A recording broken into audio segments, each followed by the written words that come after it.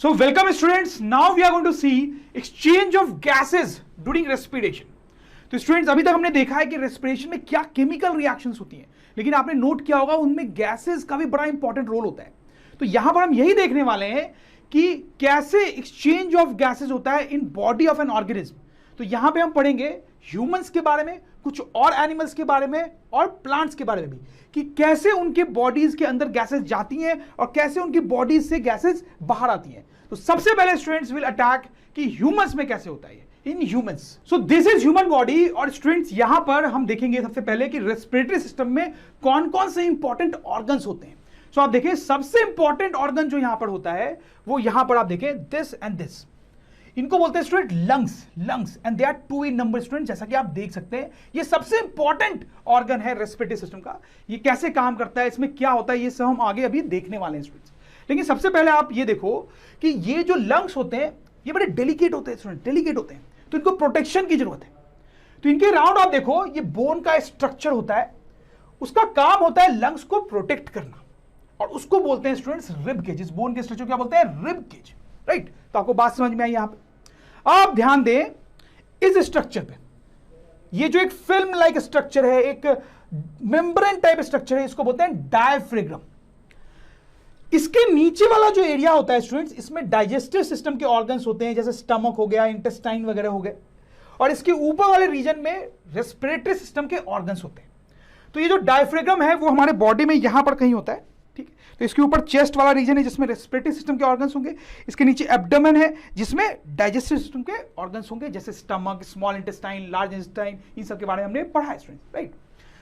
अब देखो स्टूडेंट्स एक और इंपॉर्टेंट और इंटरेस्टिंग बात मैं आपको बताता हूं कि अगर आप इन लंग्स को हटा दो यहां से, राइट, तो आप देखो यहां पर एक एम्प्टी रीजन, एक कैविटी टाइप का रीजन आपको दिखेगा रिबकेज के अंदर और डायफ्राम के ऊपर, राइट।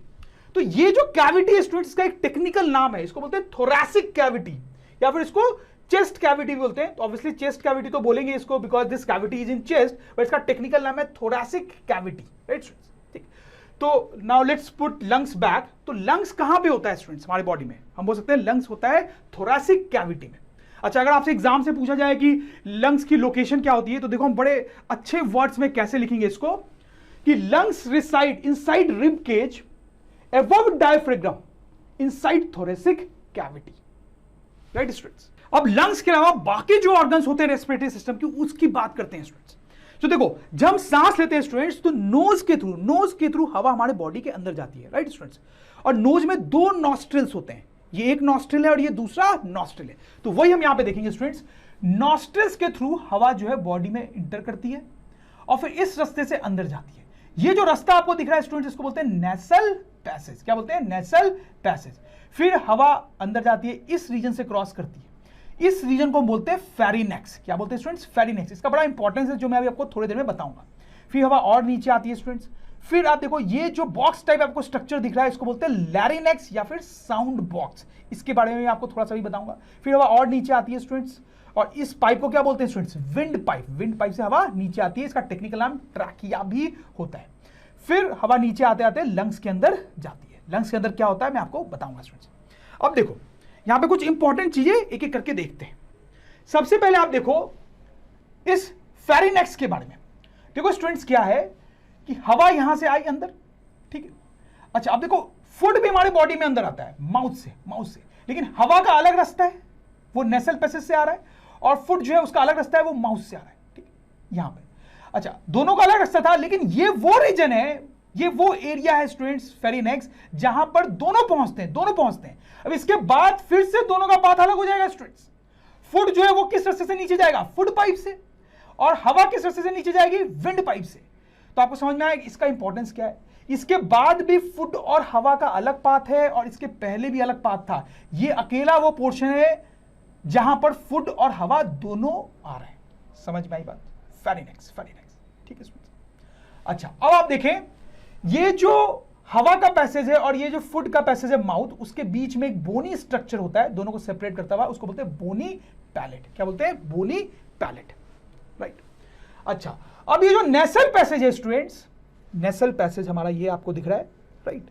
इसमें काफी हेयर्स और म्यूकस होते हैं, होता है ना स्टूडेंट्स, तो आपको पता ही है कि हमारे ये पैसेज में हेयर्स होते हैं और म्यूकस होते हैं, इनका बड़ा इंपॉर्टेंट रोल होता है स्टूडेंट्स। क्या इंपॉर्टेंट रोल होता है? देखो, जो हवा हम बॉडी के अंदर लेते हैं उसमें बहुत डस्ट पार्टिकल होता है स्टूडेंट्स, और वो डस्ट पार्टिकल्स हमारे बॉडी के लिए यूजफुल नहीं है, इनफैक्ट हार्मफुल है। तो ये जो हेयर्स और म्यूकस यहां पे होते हैं वो डस्ट पार्टिकल्स को अंदर नहीं जाने देते हैं। तो स्टूडेंट्स हम लिख भी सकते हैं कि hairs and mucus in the nasal passage filters air, they block dust particles from entering our body. समझ में आई बात students? This is very important. आप देखें तो हवा यहां से अंदर आई, फेरिनेक्स से गुजरी, फिर नीचे आई। अच्छा, अब यहां पर मैंने आपको बताया दिस इज लैरिनेक्स या साउंड बॉक्स।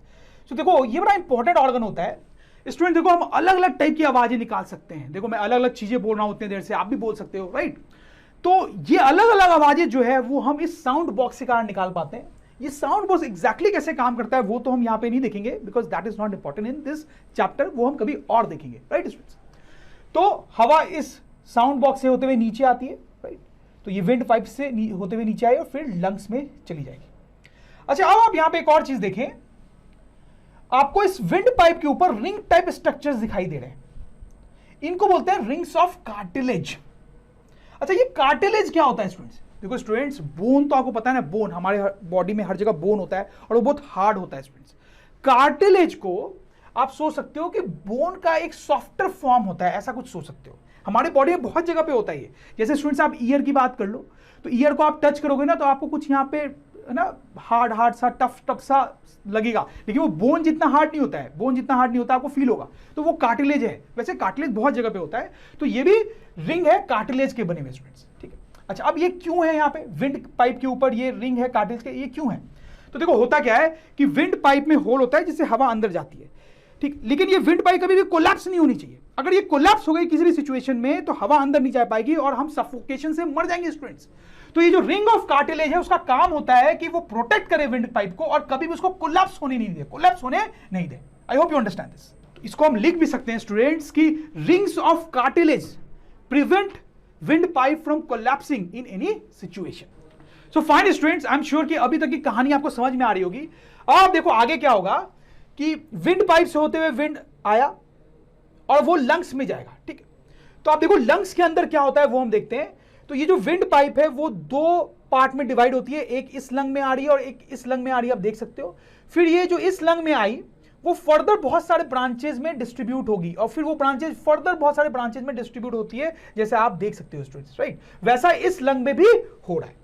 अच्छा, अब आप देखो ब्रांचेज के बिल्कुल एंड में आप देखोगे तो एक छोटा सा बैग लाइक स्ट्रक्चर है। बहुत सारे ऐसे बैग लाइक स्ट्रक्चर्स होते हैं, बहुत सारे millions of bag like structures होते हैं।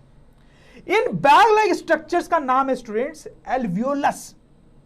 एल्वियोलस जो है वो एक सिंगुलर वर्ड है, उसका प्लूरल होता है एल्वियोली, राइट स्टूडेंट्स? देखो बायोलॉजी में कई बार ये थोड़ा सा कॉम्प्लिकेटेड हो जाता है कि सिर्फ एस लगाने और हटाने से सिंगुलर प्लूरल नहीं होता है, कई बार अलग हो जाते हैं सिंगुलर प्लूरल वर्ड्स। वैसा ही यहां पर है, ये जो बैग लाइक स्ट्रक्चर्स है उनका नाम है एल्वियोलस। एक का बात कर रहे हो तो एल्वियोलस सिंगुलर, और बहुत सारों की बात कर रहे हो तो alveoli, right student? This is very important कि जो विंड पाइप है वो फर्दर ब्रांचिंग होती है उसकी लंग्स में और उनके एंड में क्या होता है बैग लाइक स्ट्रक्चर, जिसको बोलते हैं एल्वियोलस या फिर उसका प्लूरल एल्वियोली, राइट स्टूडेंट्स? अब आप देखें ये जो विंड पाइप है उसकी दो ब्रांचेज हुई, एक इस लंग के अंदर गया, एक इस लंग के अंदर गया, फिर वो फर्दर बहुत सारे ब्रांचेज में डिवाइड हुई। अब देखो शुरू के जो ब्रांचेज होती है वो थोड़ी मोटी होंगी, आप समझ सकते हो, लेकिन जो बाद की और ब्रांचेज होंगी वो पतली होती जाएंगी। तो शुरू की जो ब्रांचेज होती हैं उनके ऊपर भी रिंग ऑफ कार्टिलेज होता है, जैसा कि यहां पर था, वैसे उनके ऊपर भी रिंग ऑफ कार्टिलेज होता है। लेकिन जो बहुत पतली ब्रांचेज होती हैं उनके ऊपर रिंग ऑफ कार्टिलेज नहीं होता है स्टूडेंट्स। आप समझ रहे हो बात? तो बड़ा सिंपल सा है और बड़ा इंपॉर्टेंट भी है। अब देखो ये जो थोड़ी मोटे ब्रांचेज हैं जिनके ऊपर रिंग ऑफ कार्टिलेज है उसको बोलते हैं bronchus, but bronchus is singular, उसका प्लूरल नेम है ब्रोंकाई, राइट स्टूडेंट्स? तो यहां पर भी वही एस को हटाने या लगाने से सिंगुलर प्लूरल नहीं होता है, आपको ध्यान देना पड़ेगा नाम पे स्टूडेंट्स, राइट? तो ये कैसी ब्रांचेज है जो मोटी है, ठीक है, और उनके ऊपर रिंग ऑफ कार्टिलेज है। अच्छा, अब जो पतली ब्रांचेज हैं स्टूडेंट्स जिनके ऊपर रिंग ऑफ कार्टिलेज नहीं है उनको बोलते हैं ब्रोंकियोली और उसका प्लूरल होता है ब्रोंक्यूलीज, ठीक है? यहां पर सिर्फ एस हटाने और लगाने से ही सिंगुलर प्लूरल हो जाता है students. I hope you understand this. तो स्टूडेंट आपको समझ में आ रहा होगा, लेकिन फिर भी मैं थोड़ा सा रिवाइज कर देता हूं कि ये यहां पे विंड पाइप है, फिर वो ब्रांच हुई, ठीक है, तो उन ब्रांचेस को हम बोलते हैं ब्रोंकाई, फिर वो फर्दर पतली पतली ब्रांचेस में डिवाइड होती है, उनको बोलते हैं ब्रोंक्यूलीज, और वो जो ब्रोंक्यूलीज हैं they end up in bag like structures, इनको क्या बोलते हैं, एल्वियोली, राइट स्टूडेंट्स। तो आई होप आपको ये पूरा स्ट्रक्चर समझ में आया होगा। तो क्या हुआ यहाँ पे, नॉस्ट्रल से हवा अंदर आई, फिर नेसल पैसेज से गई, फिर फेरिनेक्स, फिर लैरिनेक्स, फिर ट्रैकिया, और फिर इन ब्रांचेज से, और फाइनली किसमें, एल्वियोली में। फिर वहां पे जाके हवा का क्या होता है वो मैं आपको बताऊंगा, राइट। अच्छा, एक और चीज यहां पे स्टूडेंट्स, दोनों लंग्स जो होते हैं उनके ऊपर एक थिन मेम्ब्रेन होती है उनको प्रोटेक्ट करने के लिए, उसको बोलते हैं प्लेयोरा। क्या बोलते हैं, प्लेयोरा। तो हम देख सकते हैं pleura is a thin membrane covering both the lungs. तो ये बच्चों रेस्पिरेटरी सिस्टम के सारे ऑर्गन्स की बात हो गई, और आपको ये समझ में आ गया कि बॉडी में हवा